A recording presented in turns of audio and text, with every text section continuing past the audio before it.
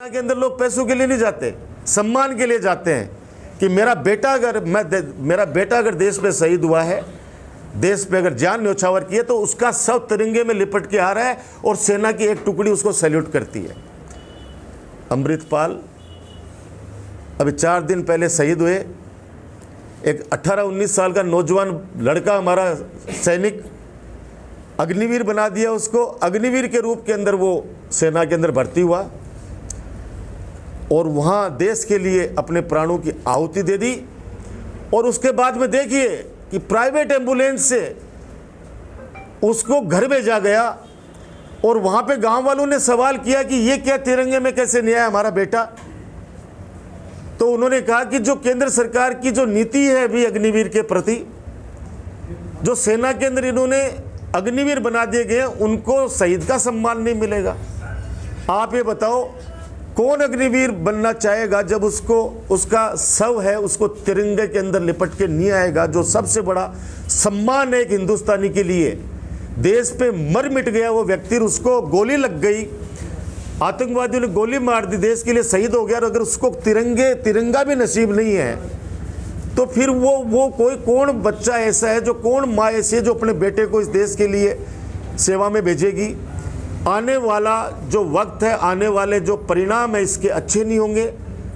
मैं ईश्वर से प्रार्थना करता हूं कि ये इस तरह की नीति बनाने वाली सरकार का जल्दी से हिंदुस्तान से रवानगी हो, वापस सेना का, सैनिकों का और हमारे उन वीर सपूतों का जो देश के लिए अपनी जान न्योछावर करते हैं, उनका वापस सम्मान हम दे सकें। इसलिए मैं कहता हूं कि झुंझुनू के अंदर, मैंने अभी झुंझुनू के अंदर एक प्रेस कॉन्फ्रेंस में एक सवाल उठाया था कि सेना भर्ती का जो सबसे बड़ा कार्यालय हमारे झुंझुनू में था, उसको भी हमसे छीन के और यहाँ से बीकानेर शिफ्ट कर दिया गया है। आप सोचिए, 8-10 साल से वैसे ही ये सेना के अंदर भर्ती नहीं कर रहे। वो नौजवान जो सुबह 5 बजे बेचारे ठंड के अंदर, गर्मी के अंदर दौड़ लगाते हैं कि नहीं मुझे सैनिक बनना है, मुझे देश की सेवा करनी है, आप सोचो उन पर क्या बीत रही होगी। हो सकता है कोई कुछ भी, सोशल मीडिया पे आजकल कोई कुछ भी बोल सकता है, लेकिन जो ये चीज़ मैं कर रहा हूँ, ये सिर्फ डॉक्टर राजकुमार का दर्द नहीं है, ये आम हिंदुस्तानी का दर्द है कि कोई हमारा बेटा, हमारा लाडला अगर देश के लिए शहीद हुआ है, तो उसका तिरंगा तो नसीब होना चाहिए।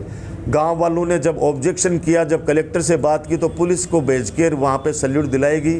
सैनिक का सम्मान वापस लौटना चाहिए, ऐसा मैं आप लोगों के माध्यम से कर रहा हूँ। बहुत ही दुखद है, बहुत ही भावनात्मक है।